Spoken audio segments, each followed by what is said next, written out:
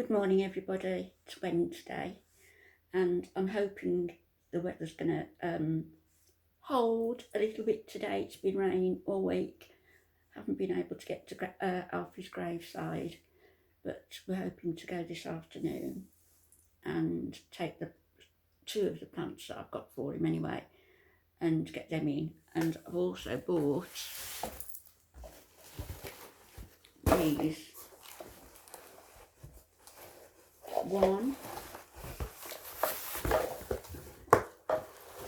Two separate ones, if I can get them out.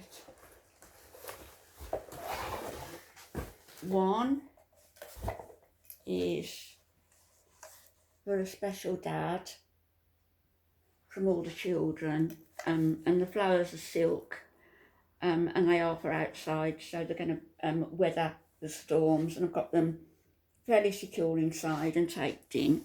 Might need to put a bit more tape on that one. And then this one is from me. So the roses and the chrysanthemums. So that one from me. Just until, the marker is there. We've got the cross with Alf's name on, as I mentioned before, and his age. And so these will go there today.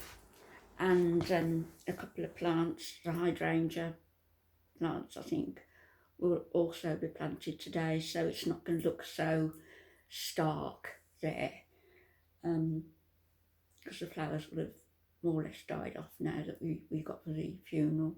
It's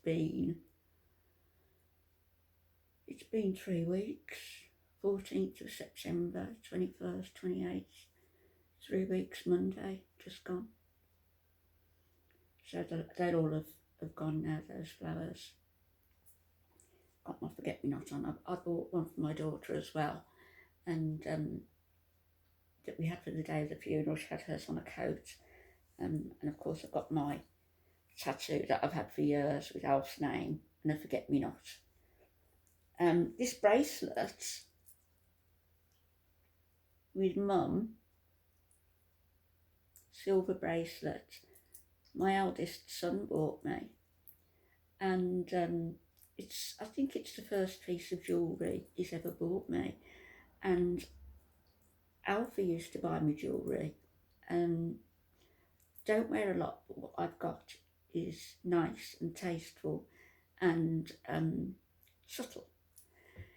And it seems almost as though our eldest son has stepped into his dad's shoes, not just with this, but on the day of the funeral, Alan, he came and stood by me as I was standing at the church gates by Alfie's coffin, and Alan put his arm round me tightly, held me walking into the church, stayed with me on that one side. Everybody else, including our other children, were on the other side, stayed with me.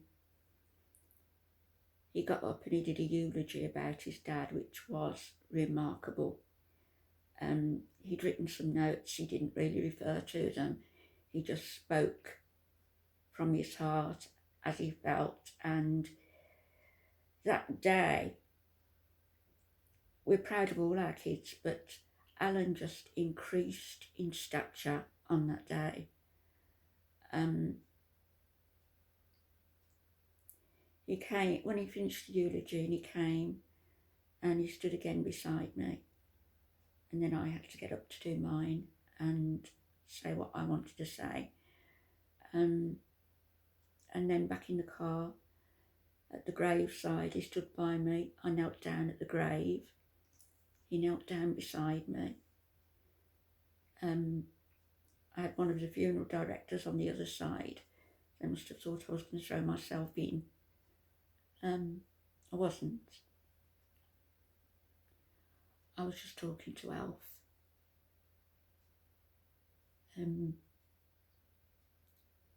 But all the way, our eldest son held on to me for dear life. And to be honest, I needed that. You know, I'm a strong woman. I can take and have taken a lot of guff in my life, but nothing like that day.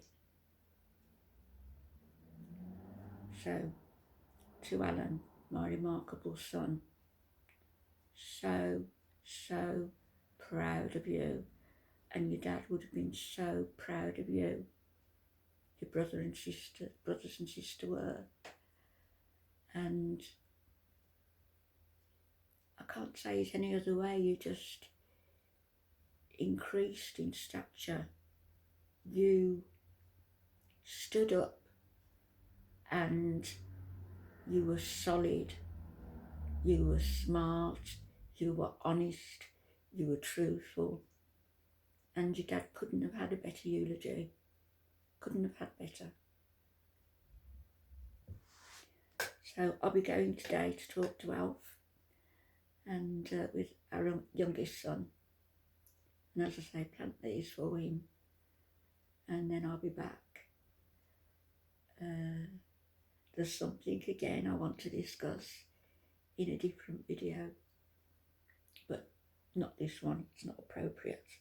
So I may be back later, again, in the same clothes, but I have to admit that when I did the last video, I intended to come back on, and I didn't. I felt myself going down again,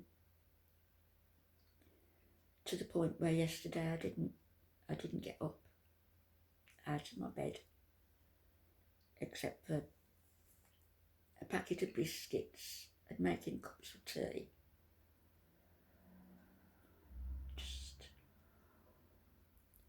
it's hard.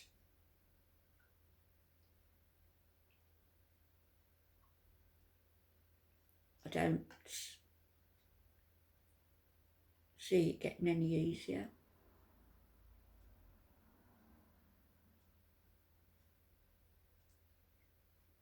I've sort of felt Alf, in a way, yes I have. I've felt him here.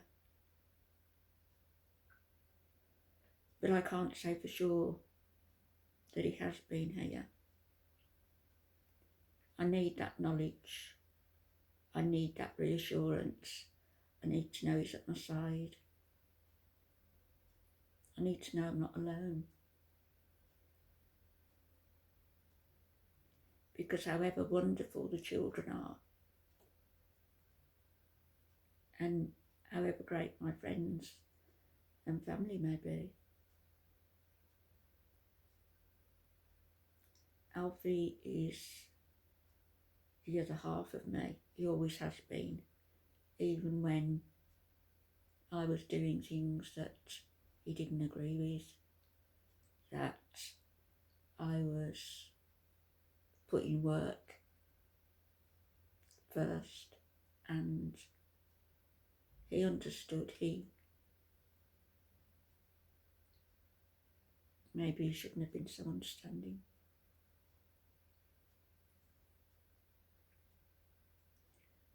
But I now know what it's like to be incomplete,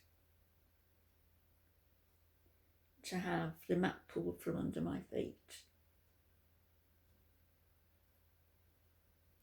And there isn't going to be another mat to replace that one.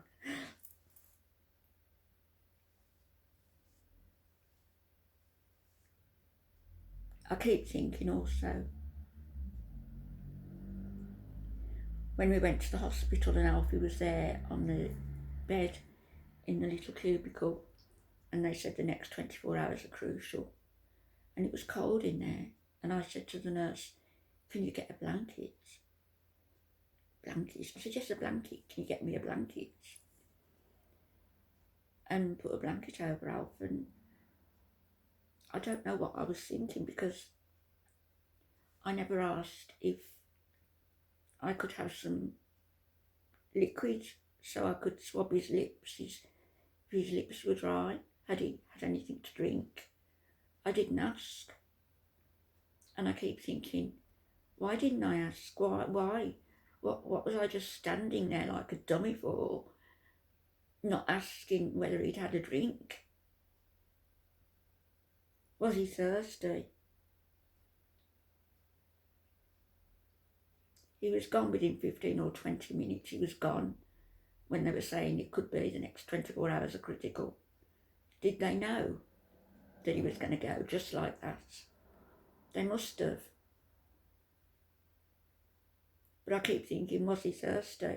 Why didn't I ensure that he had a drink? Why was everybody just standing around? Why was I just standing around?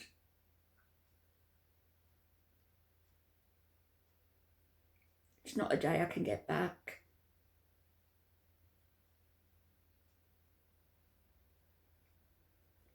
I'll be back later. Have a good day, everybody. Bye-bye. I might film a little at the graveside this afternoon. Okay, bye-bye.